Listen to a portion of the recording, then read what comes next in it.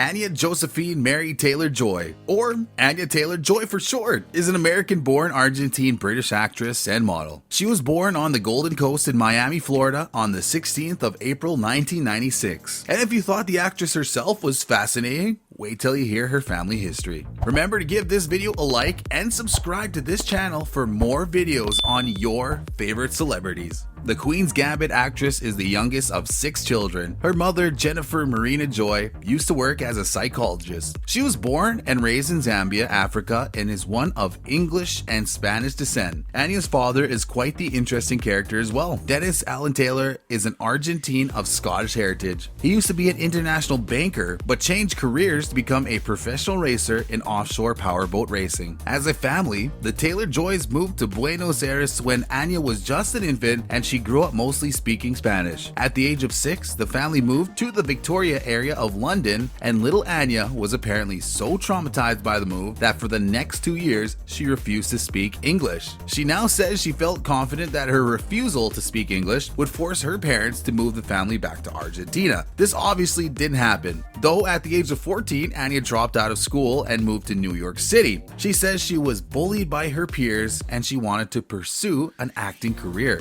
And still they say teenagers don't know what they want. Yes, you heard right. A 14-year-old Anya decided to just drop everything and move to the most unforgivable city to pursue one of the most exclusive careers. If that's not conviction, I have no idea what is. At the age of 16, Anya's stars started lining up when she was scouted as a model while walking outside of a Harrods department store in central London while visiting her parents. It was through her modeling work that she eventually met and signed with an acting agent. Anya won over a casting director for the first time at the age of 18 in 2014, only to have her scene removed from the final cut. What? Keep watching to find out which TV teen series the actress acted in, yet never debuted.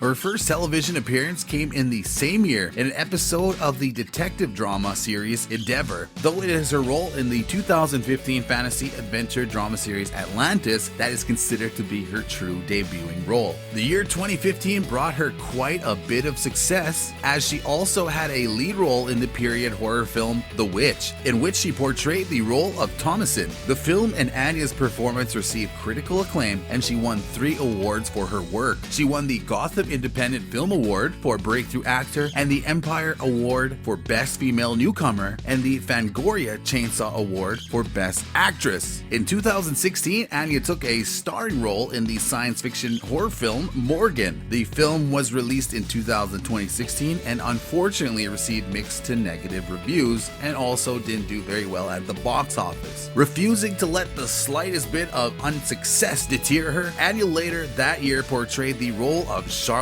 Bowman, Barack Obama's girlfriend, in the drama Barry, a film focused on a young Obama during his first year at Columbia University in 1981. And if you can believe it, the following year, 2017, saw Anya's award shelf filling up even more. She was nominated for the BAFTA Rising Star Award, but she was also awarded the prestigious Trophée Chopard at Cannes Film Festival. This is a reward only given to young actors to recognize their accomplishments. 2017 saw the young actress gain even more recognition, even more, after starring in the horror film Split. She played Casey Cook, a teenage girl abducted by a mysterious man with multiple personalities. This performance earned her a lot of praise. A lot. She even received a Blood Guts Horror Award nomination. In 2017, Anya reprised her role as Casey in the psychological superhero film called Glass. It was the final installment in the Unbreakable film series by M. Night Shyamalan. 2019 was another big year for Anya. With the release of the 5th season of Peaky Blinders, she debuted her character Gina Gray. Her character is the pregnant American wife of Michael Gray, played by Finn Cole. The pair married and wrote from New York to Birmingham when he was called back to Small Heath after the Wall Street crash. Anya's role as Gina would soon turn into that character you love to hate, but also hate to love, as she emerged as a power-hungry schemer who encouraged her husband to wrest control of the Shelby company from Tommy, played by Cillian Murphy, which inevitably put Michael at odds with his family. Okay, there's a lot to Peaky Blinders. If you're looking for a show to binge, look no further. The end of season 5 surely hinted that viewers hadn't seen the last of Gina, but the question on every Peaky Blinders fan's lips is, will she return for another season? The answer is unfortunately unclear at this point. While the show's director, Anthony Byrne, has confirmed her return to season 6 on a podcast called Obsessed with Peaky Blinders, the delays in the filming of the much anticipated season due to the COVID-19 pandemic might mean she won't return after all. Anya has already committed to several other projects, so it might mean that she simply won't be available to film the 6th and final season of the show. Unfortunately, only time will tell. However,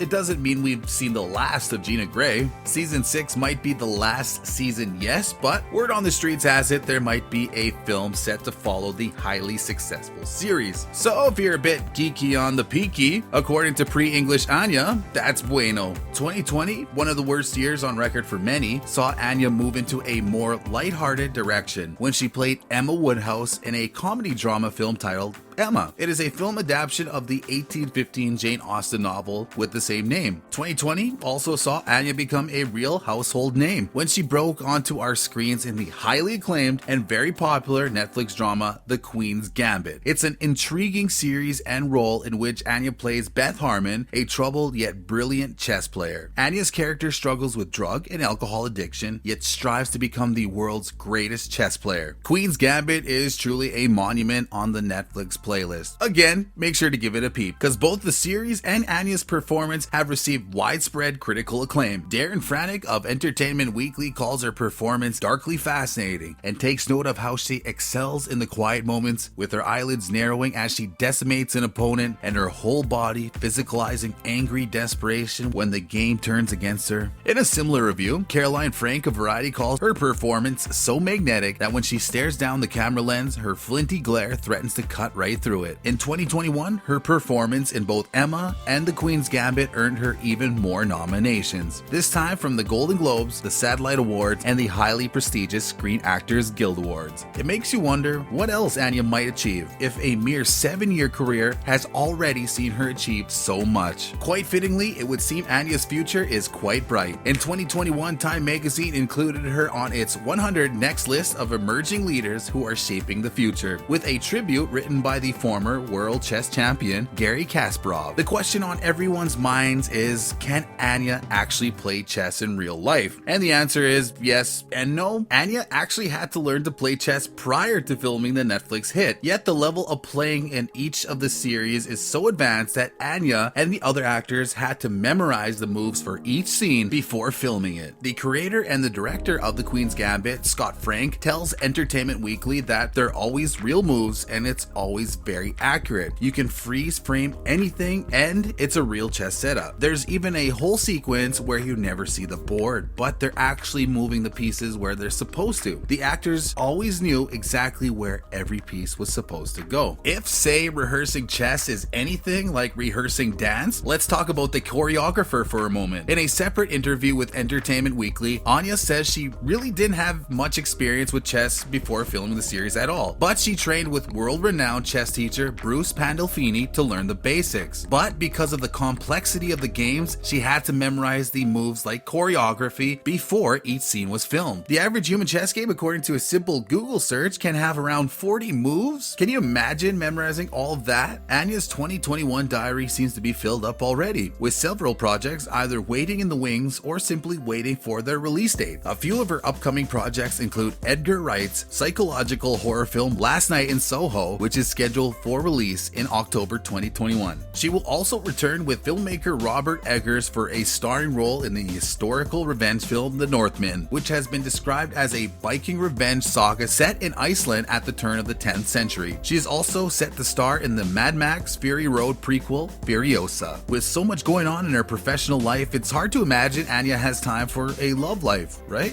After previously dating and being engaged to the Irish model, filmmaker, and author Owen Mackin, Anya is currently dating photographer Ben Seed. Ben has been known to work with some pretty big names including Wowie, Panasonic, Martini, and the Royal Opera House. The pair seem quite eager to keep the details of their relationship private and out of the public eye. I mean, Anya hasn't even featured anything about their relationship on her social media pages, so it's quite discreet. While she might be successful at keeping her love life private, we have managed to uncover very interesting facts about the actress. Having lived all over the world as a child, it should come as no surprise that Anya currently holds triple citizenship. She holds passports for England, America, and Argentina. While filming The Witch in 2014, Anya turned down a role in a Disney Channel series. Not to judge former Disney Channel stars or anything, but it might have not been a bad move on her part. She can be seen in 2 different music videos. In 2015, she appeared in one of Skrillex's videos, a remix of GTA's song Red Lips, and in 2019, she appeared in a Hosier video for the song Dinner and Diatribes. As a child, Anya was trained in the art of ballet, and she can play the ukulele and has a great singing voice. Anya's net worth, however, appears to be less of a fact. The actress is estimated to have a net worth ranging between 1 and 3 million. Seems she is good at keeping her finances on the down low and keeping her love life under the wraps too. With a working schedule as busy as Anya's, she would literally have to have homes all over the world. But for now, she has bought only one property, a modest 4-bedroom, 2-bathroom home in London. Its price tag? Yep, you guessed it, it's being kept private. Okay, so she's pretty private. She's a private person. I think she'd make a great CIA agent. If she does end up in fact playing a CIA agent, and by playing that role ends up filling up her already illustrious shelf with even more awards, remember, you heard it here first. Alright, I find it ironic that she would choose to buy a home in a place she once so desperately tried to escape. And we'll leave you with an interesting quote on just how much Anya actually values her privacy. There's beauty in being anonymous. There's a reason why we're actors. We're playing people. So I think the idea of someone being interested in me, I'm quite the private person, is a bit daunting, but I try not to think about it. It's hard to think that Anya has already achieved so much in so little time. And we hope that as her career and fame builds, she manages to keep most of her private life away from the spotlight, because it clearly means a lot to her to be able to do just that.